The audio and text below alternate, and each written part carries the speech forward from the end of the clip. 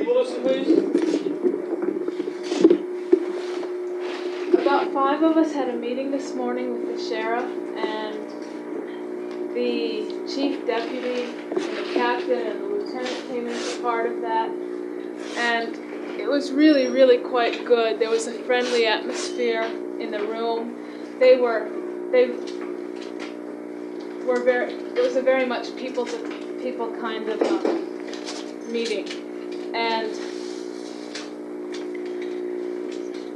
it was also quite convenient. At one point we started talking about the logistics of out front, and the sheriff made a motion to a blackboard on the back, turned around, and here was this beautiful drawn out diagram of the whole front.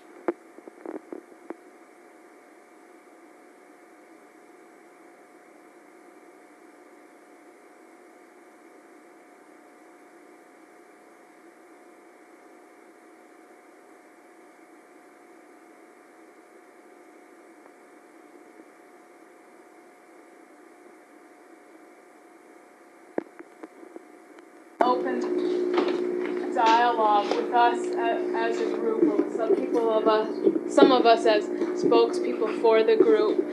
They, I guess, have felt during the week very much at a loss, because they would go out and try to talk to 1 or 2 people, but nobody really had any sense of authority or seemed to know what was going on, and this really just confused them to no end.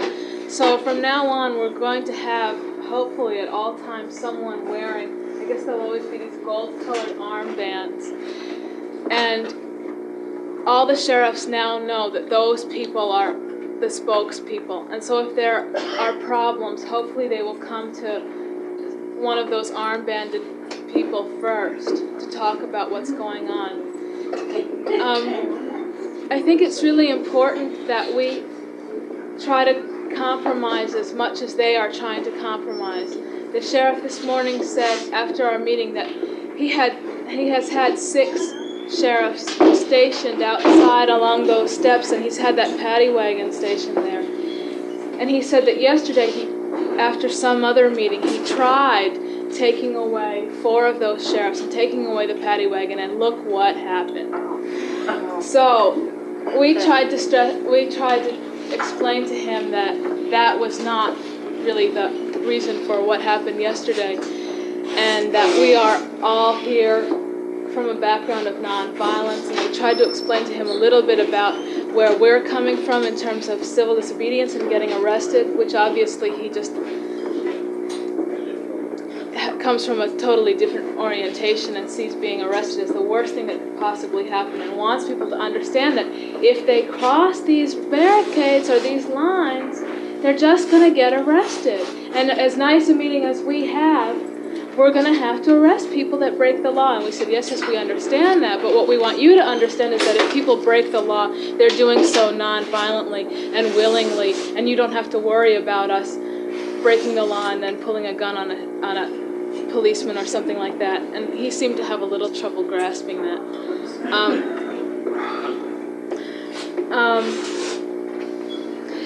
One of the things we learned from looking at the diagram was that given the sidewalk as a whole and the steps as a whole, they see the barricades they have put up as giving us half of the steps and half of the sidewalk.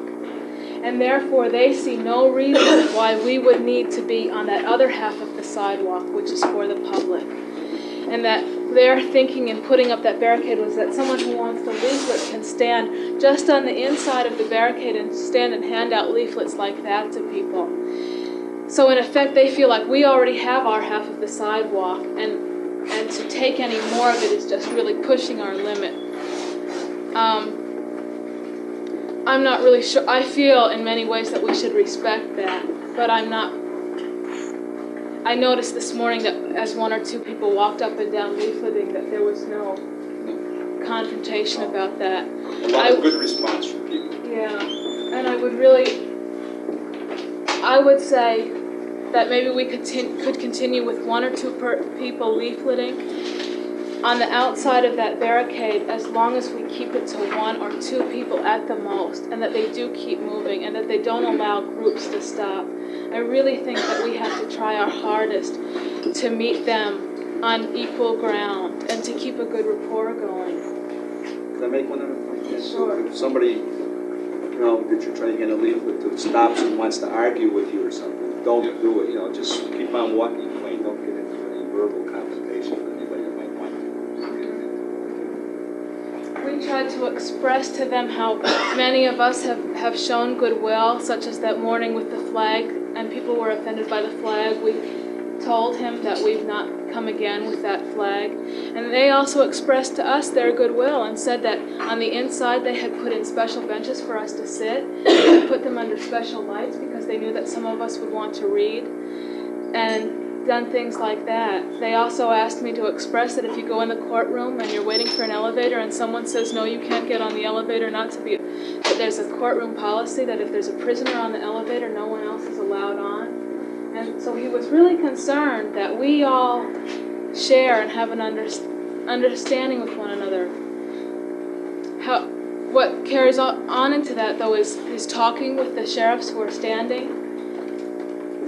We agreed that we would try to have a friendly rapport, say hello, good morning, smile, but nothing more than that.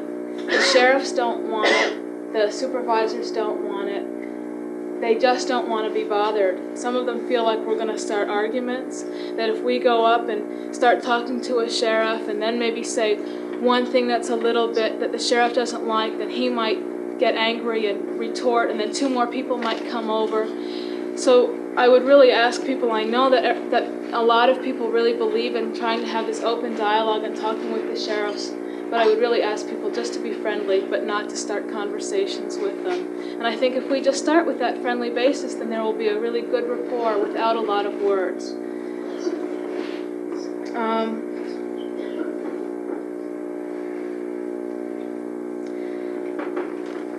We're also trying to have an ongoing dialogue with them, and we'll meet again on Tuesday, along with the chief of the Norristown police. There's this differentiation between the sheriffs of the courtroom and then the borough police, who were the ones who were actually arresting people and putting them into the cars yesterday. And there doesn't seem to be any clear line. There's no such thing as jurisdiction. It's just sort of who happens to be where. And so we're going to try to bring the Norristown police into this communication again on Tuesday.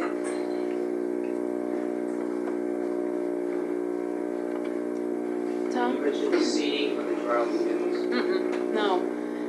In order to try to make things easier for them as well as for us, on Monday when the trial starts, we're going to try to take care of facilitating who goes into the courtroom, so that we don't have big buildups of people in the halls or hassles in the halls.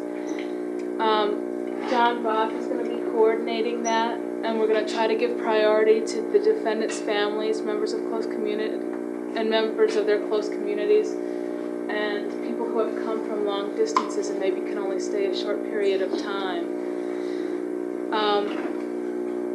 And John will be there in the morning along with the lieutenant, so that if anybody comes in and has questions about whether they can get in or when or why not, they should go with those to John. And if you see other people who have come in, maybe recently, you can refer them to John or help diffuse that, explain to them that we only expect about 35 outsiders to be seated in the courtroom, and so that's going to create some tensions. And I guess we'll also ask people not to hang out in the hallways.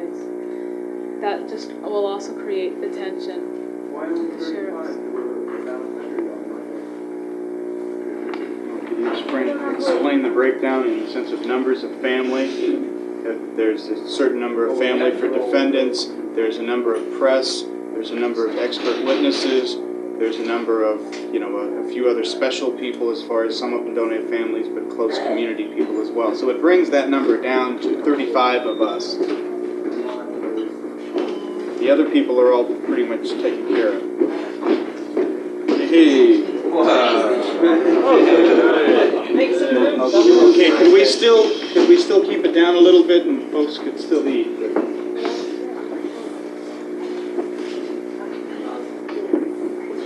Part of their very sincere concern was that there'll be a number of other trials going on next week, including some murder trials. And And they were very concerned that there is a pathway of going up to those trials, that those things will go on, and that simply that we won't, be interfering with those particular trials. And essentially, we're here to support our friends who are in trial, and that's our business of being here, and checking that out with them all the time. It was just a very good meeting, and we have established a dialogue with these people here, and that's part of what we're about, letting them know who we are, and that we're nonviolent people, and hope to stop this madness. I think what goes along with that is that we all sort of continue in this dialogue as a group, and so that it doesn't turn into just the people who are wearing the armbands who are having that communication, and that we can really share and communicate with each other. When some of us do go again to meet with the sheriffs, we can be taking concerns from the whole group, because that's the only way that it's really going to work.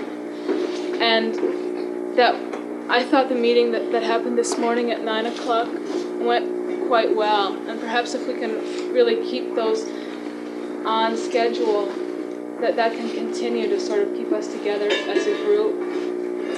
So I would really encourage people who are going to be vigiling throughout next week to come here at 9 so that we can meet together.